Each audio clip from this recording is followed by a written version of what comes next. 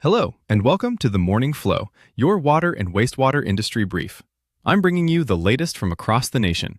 We've got some important updates this week, so let's dive right in. First up, a major milestone out of Michigan that showcases the power of sustained investment. The state's Clean Water and Drinking Water State Revolving Fund programs have now officially surpassed $10 billion in financed projects. That's an incredible achievement, reflecting decades of work.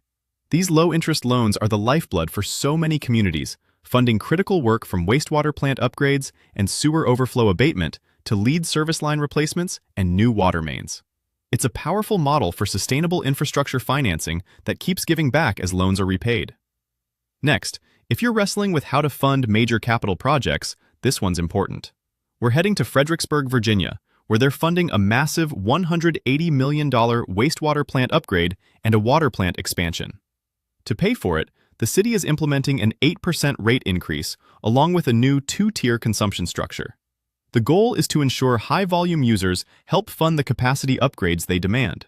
The city's rationale is crystal clear. Their deputy city manager noted that 10% of the biggest users use 50% of our capacity. It's a direct and transparent approach to funding for the future.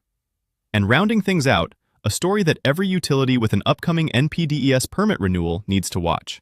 A legal battle is brewing in Manchester, New Hampshire over PFAS in wastewater. The Conservation Law Foundation is challenging the EPA's new permit for the city's treatment facility. The permit requires monitoring for PFAS, but it sets no discharge limits on the chemicals leaving the plant. The foundation argues the EPA failed its duty to analyze potential harm to the Merrimack River, a drinking water source for over 700,000 people. This could be a bellwether case for how regulators handle PFAS in wastewater effluent going forward. That's the brief for this edition of the Morning Flow. You can find links and more details for everything we covered in our show notes at waterandwastewater.com. If you found this useful, share it with a colleague. Thanks for tuning in, and we'll catch you on the next one.